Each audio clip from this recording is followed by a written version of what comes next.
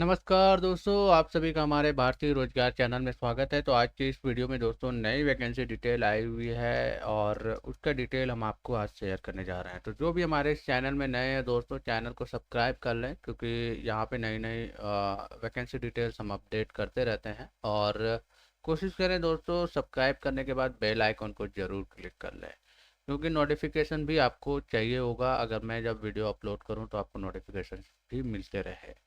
तो यहाँ पे दोस्तों आज की वैकेंसी डिटेल है आरआरबी एएलपी को लेके। असिस्टेंट लोको पायलट का वैकेंसी आ चुकी है 2024 में दोस्तों। लास्ट टाइम ये निकला था अप्रॉक्स 2021 या 22 के आसपास, ये बहुत 2-4 साल पहले निकला था। तो आज जो है एक आरआरबी का जो बल्क वैकेंसी आई हुई है रेलवे की तरफ से, वो है 5696 वैकेंसी। तो ऑल ओवर इंडिया कोई भी अप्लाई कर सकता है यहाँ पे। और क्या क्या डिटेल्स है, कौन कौन अप्लाई कर सकता है, क्या क्या एलिजिबिलिटी क्राइटेरिया है, ये पूरा डिटेल मैं आज शेयर करने जा रहा हूँ दोस्तों। तो लास्ट तक देखिएगा, कोई भी स्किप नहीं करिएगा, क्योंकि स्किप करने से जानकारी अधूरी हो जाएगी और कहीं ना कहीं फॉर्म फिलिंग में आप मिस्टेक कर बैठेंगे। तो चलिए चलते हैं, आगे बढ़ते हैं। यहाँ पे आरआरबी आपको पता ही है रेलवे का जो वैकेंसी आता है रेलवे रिक्रूटमेंट बोर्ड के द्वारा ही निकाला जाता है, और ये 19/1/2024 को इसका नोटिस निकला है। और वैकेंसी है 5696 वैकेंसी। अब यहाँ पे फीस और फीस स्ट्रक्चर से स्टार्ट करते हैं।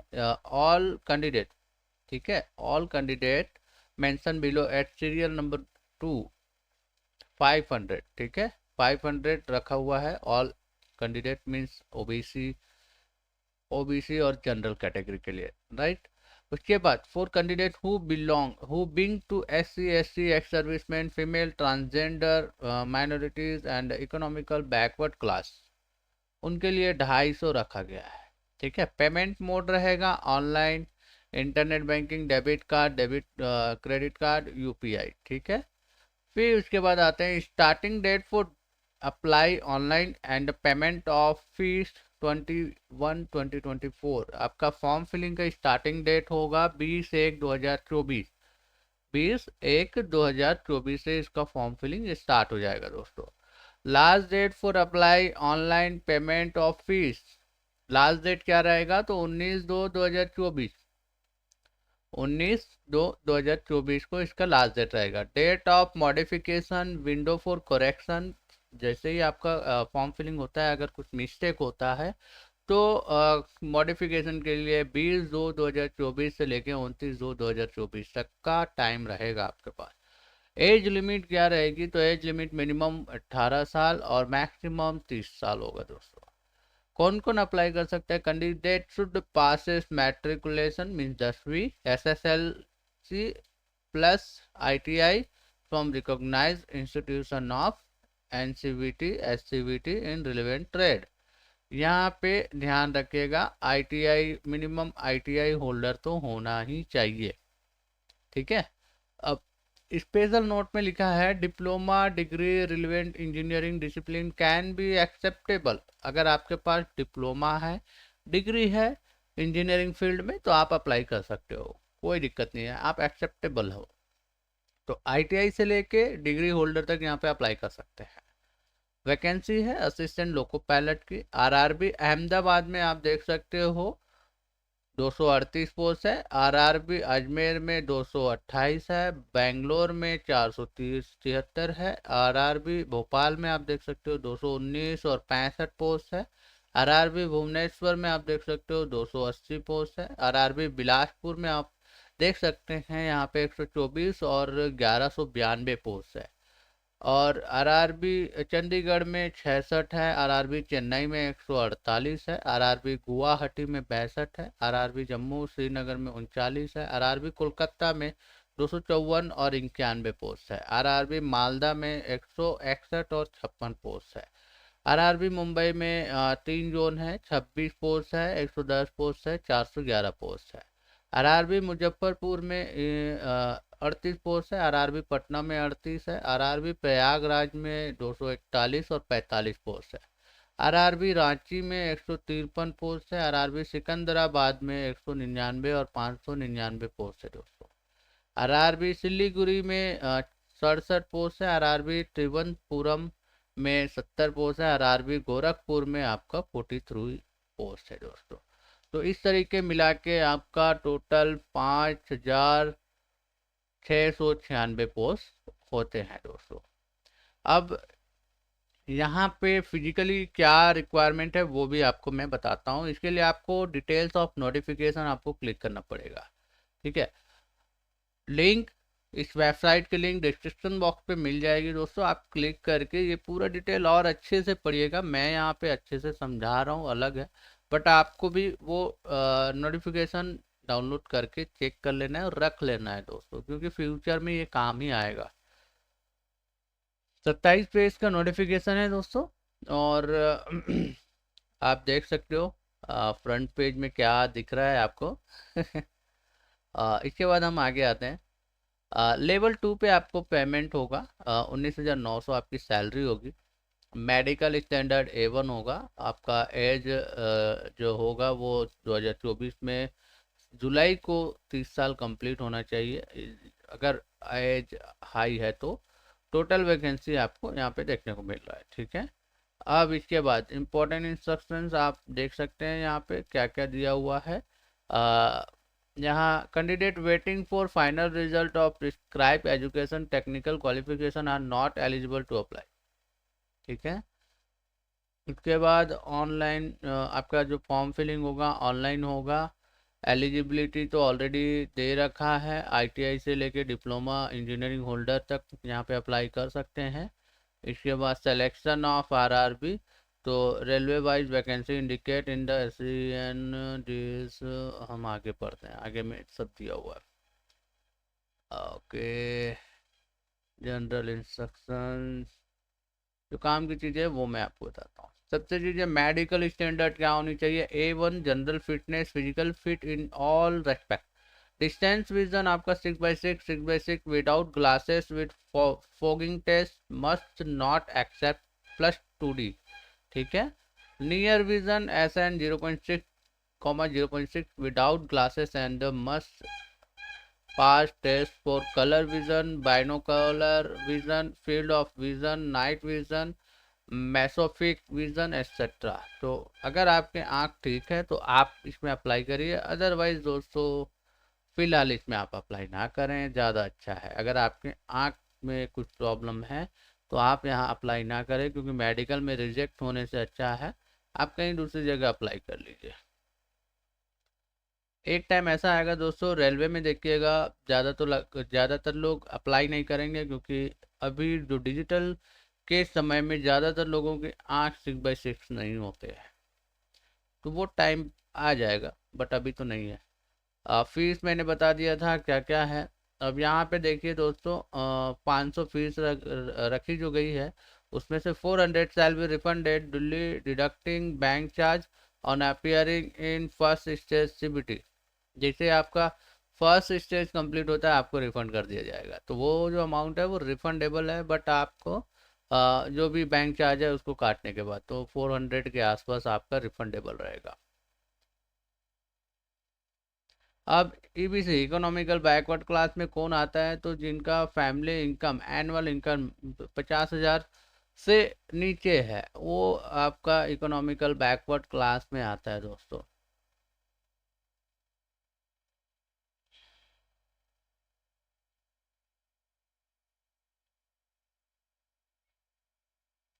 इसके बाद और नीचे आते हैं दोस्तों, ये सब तो रिजर्वेशन है, नो ऑब्जेक्शन। रिक्रूटमेंट प्रोसेस क्या रहेगा, सिलेक्शन प्रोसेस क्या रहेगा, तो मैं वो आपको बता देता हूँ।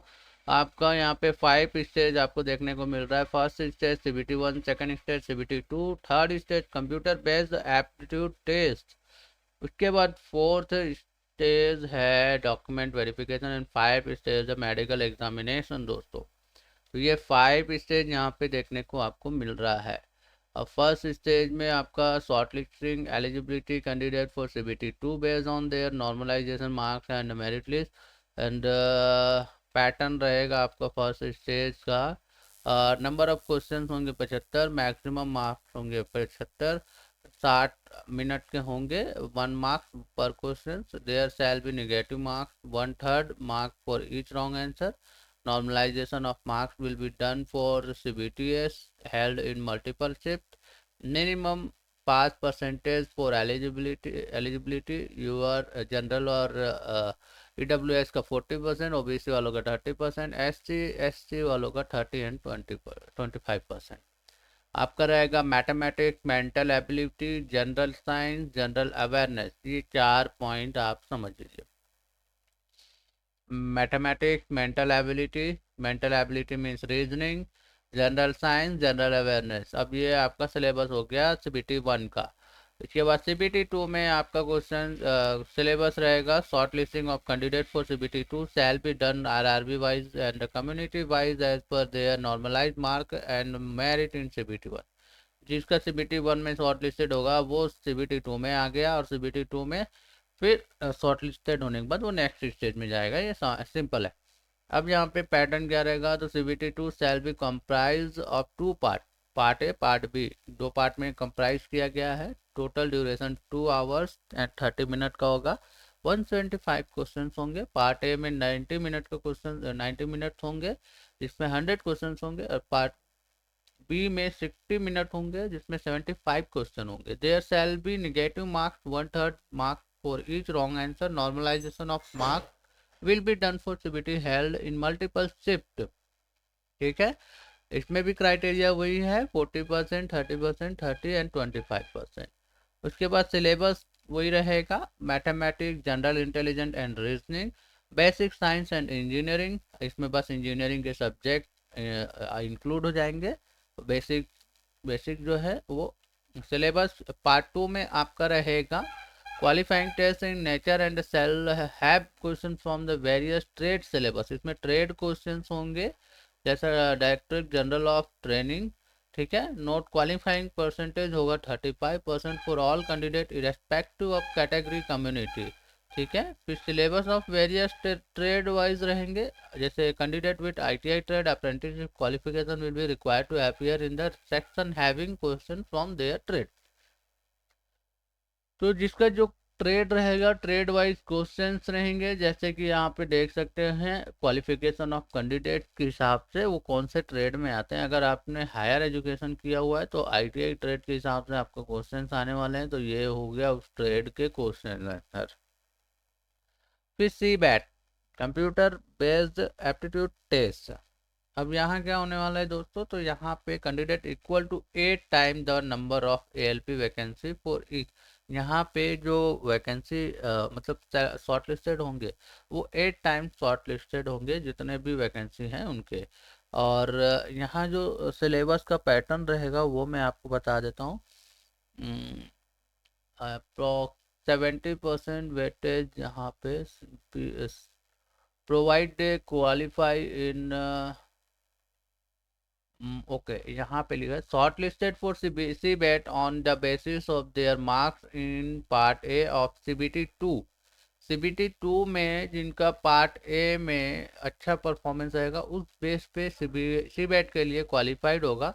And application of reservation rules provide they qualify in part B of CBT 2। ठीक है, अब एप्लीकेशन जो है वो रिजर्वेशन रूल्स फॉलो होगा पार्ट बी के हिसाब से। Such shortlisted candidates should produce their vision certificate in the prescribed format or original during the CBAT filing, which they will not be permitted to appear. उसके बाद आते हैं CBT जो होगा shall be only in English, Hindi and there shall be no negative marking। इसके बाद यहाँ पे लिंक दिया हुआ है for information of CBAT candidate are advise to check the following website link RDSO। अब CBAT इंफॉर्मेशन के लिए आपको ये वेबसाइट पे फॉलो अप करना पड़ेगा, जैसे साइकोलॉजी वगैरह, ट्रैफिक एंड साइकोलॉजी, वर्टिकल, ये इन्होंने लिंक दे दिया है। उसके हिसाब से CBAT के लिए हमें तैयार होना है। ठीक है, और इसके बाद डॉक्यूमेंट वेरिफिकेशन होगा। फिर सिंपल है। इसके बाद आपको अप्लाई कैसे करना है, तो अप्लाई करने के लिए मैं आपको बता देता हूँ। सीधे हम फॉर्म पे ले जाते हैं दोस्तों। आप पहले जिस जोन में, जिस स्टेट में अप्लाई करना है उस स्टेट का पूरा ये डिटेल्स आप देख लेंगे दोस्तों, कौन से स्टेट में कौन से कैटेगरी में कितना वैकेंसी है, उसके हिसाब से आपको अप्लाई करना है। ये आप देख सकते हो, पूरा दिया हुआ है यहाँ पे। और इसके बाद आपको अप्लाई करने के लिए कुछ नहीं करना है, ये लिंक मैं दे रहा हूँ डिस्क्रिप्शन बॉक्स पे, भारतीय रोजगार इनका जो लिंक है, इस पर आपको कुछ नहीं करना है, आपको अप्लाई ऑनलाइन क्लिक करना है, सीधा ये आपको ले जाएगा ऑफिशियल वेबसाइट पे। तो ये आज ही शुरू हुआ है दोस्तों, 20/1/2024 को ही फॉर्म स्टार्ट हुआ है फिलिंग का। तो आप देख सकते हो अभी ऑफिशियल वेबसाइट ओपन हो रही है, और ये क्लोजिंग और ओपनिंग डेट यहाँ पे इन्होंने क्लियर कर दिया है। अभी फ़िलहाल मैं इसको क्लिक करता हूँ और देखिएगा, ये अभी सीधा हमें लेके जा रहा है इस पीडीएफ फॉर्मेट पे। तो अभी यहाँ पे जैसे ही अपडेट आएगा दोस्तों, कैसे फॉर्म फिलिंग करना है ये आप देख सकते हो। अप्लाई नाउ, यहाँ पे क्रिएट एन अकाउंट ऑलरेडी यहाँ दिया हुआ है दोस्तों, क्रिएट एन अकाउंट करना है और आप अपना फॉर्म यहाँ से फिलअप करना शुरू करिए। अभी इसको पढ़ना है थोड़ा सा, उसके बाद कुछ नहीं करना है, इसको चेक बॉक्स को क्लिक करना है, प्रोसीड कर देना है दोस्तों। अब ये देखिए दोस्तों, ये है हमारा यहाँ पे फॉर्म, क्या क्या फिल करना है मैं बता देता हूँ, फिर आपको वैसे ही फिल करके अपना अकाउंट क्रिएट कर लेना है। ये आप देख सकते हो, RRB, are you currently debarred by any RRB RRC, तो नो करिएगा दोस्तों, आप किसी भी आरआरबी या आरआरसी में अभी डिबार्डेड नहीं हो। Have you undergone LASIK surgery or any surgical procedure to correct refractive error, तो नो, आप क्योंकि कोई भी सर्जरी और सर्जिकल प्रोसीजर से रिफ्रैक्टिव एरर पे आप गुजरे नहीं हो, ऐसा इन्होंने इनका बोलना है। तो अगर आप गुजरे हो तो यस करिए, नहीं तो नो। फिर are you person with benchmark disability, इन तीनों में आपको नो करना है दोस्तों। फिर उसके बाद कंट्री ऑफ नेशनलिटी पे इंडिया कर देना है। पर्सनल इंफॉर्मेशन आपको डालना है, फुल नेम, रिटाइप करना है फुल नेम। फिर उसके बाद have you change your name, अगर आपने चेंज किया है तो यस या नो, जो भी आपको लगता है वहाँ करिएगा। डेट ऑफ बर्थ आपको फिल करना है, फिर रीटाइप करना है, सेलेक्ट जेंडर करना है, फादर नेम डालना है, मदर नेम डालना है, और इधर उसको रिपीट करना है, ठीक है। फिर आधार वेरिफिकेशन करना है दोस्तों, यहाँ पे आधार वेरिफिकेशन के बाद यहाँ पे कॉन्टैक्ट डिटेल डालना है, जैसे ईमेल एड्रेस, मोबाइल नंबर। फिर उसके बाद दोस्तों आपको क्रिएट योर पासवर्ड, ठीक है। इतना करने के बाद क्या होगा कि आपके पास एक आईडी बन जाएगी और एक पासवर्ड बन जाएगी। ये आईडी पासवर्ड होने के बाद कुछ नहीं करना है, आपको क्या करना है, होम में जाना है, यहाँ लॉगिन हियर, आपको उसी ईमेल एड्रेस या मोबाइल नंबर और आपने जो पासवर्ड बनाया उससे यहाँ पे लॉगिन कर देना है दोस्तों। तो नेक्स्ट वीडियो दोस्तों, आगे के प्रोसेस में नेक्स्ट वीडियो में बता दूंगा, बट सिंपल है, अकाउंट ओपन कर सकते हैं आप और फॉर्म फिलिंग कर सकते हैं। तो आज के लिए इतना ही दोस्तों।